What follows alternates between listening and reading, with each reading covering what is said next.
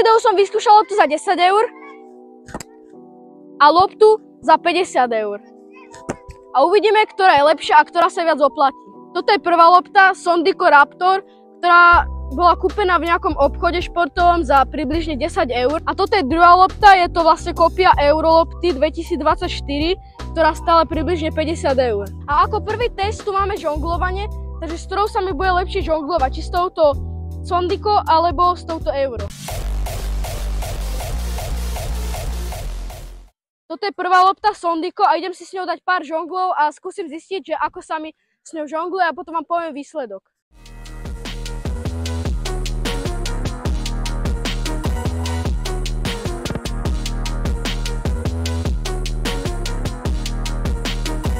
Je taká dosť ťažká, akože žongluje sa s ňou celkom v pohode, ale príde mi taká ťažká, ale nie je to úplne zlé. Idem na tú druhú loptu.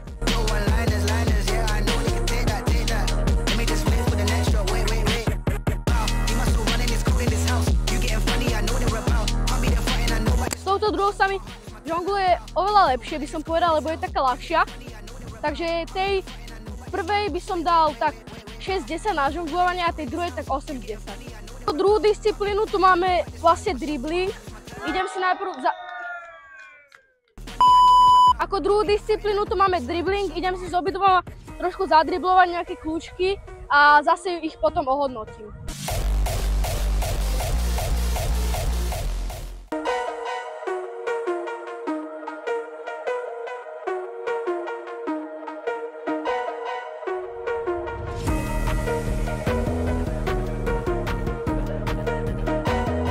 Touto sa mi naopak driblovalo dosť dobre. Uvidím, ako na tom bude tá druhá, ale touto sa mi dosť dobre driblovalo a idem na tú druhú.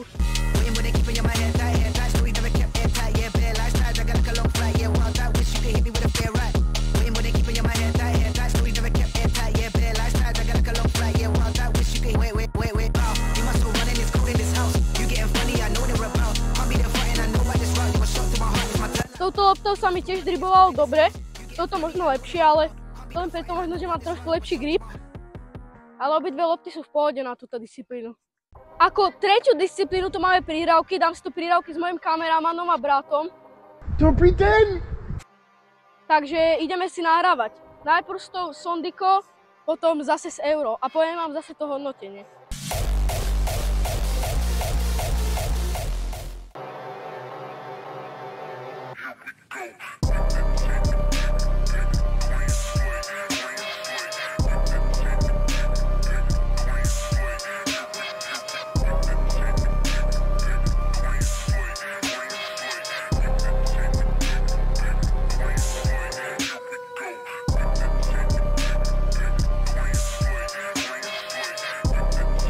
Touto loptu sa pridáva celkom dobre, aj keď tu je dosť hrbolatá tráva, takže to nemôžem úplne povedať tie pozemy.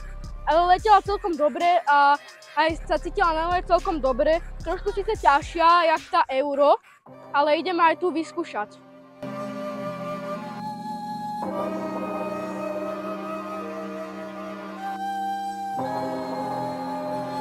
Takže s tou Euroloptou sa mi kopalo lepšie, ale tá Sondico lopta nebola zlá, ale tá Eurolopta viac letela.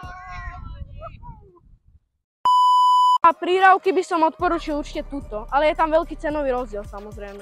Posledná disciplína, na ktorú ste určite všetci čakali, a to je streľba. V bráne mám kameramana, môjho brata. Je to veľmi dobrý brankár. Tak určite. Chytal presne 0 zápasov a ideme vyskúšať tieto lopty pri streľbe, čo je asi najdôležitejšie, keď si chcete kúpiť nejakú loptu na kopanie. Takže prvú si dám asi 10 striel s touto. No tak to asi nebude tou loptou, to bude skôr mnou. Tak tá je strašne ťažká tá lopta, kámo. Tretia strela. Nic. Pre mne tá lopta príde strašne ťažká, takže ťažko padne, letí, proste nedá sa moc zdvihnúť.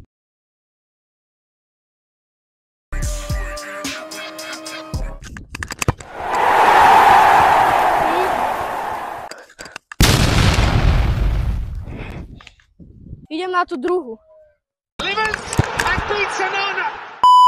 Je oveľa lepšia, ale Lepšie letí.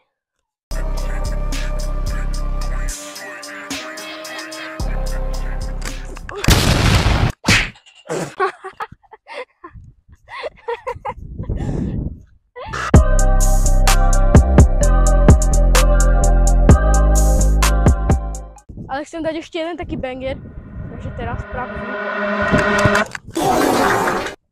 Tak nič no. A ako poslednú disciplínu, teda bonusovú, si dáme penalty. S každou loptou si kopnem 3 a uvidíme, z ktorého dám viacej gólov. Ako prvú tu máme Sondiko a dám si s ňou 3 kopy. Prvá penálta.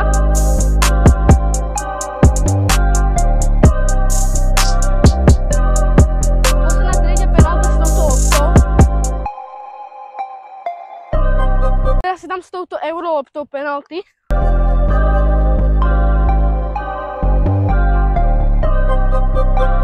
Druhá penálta.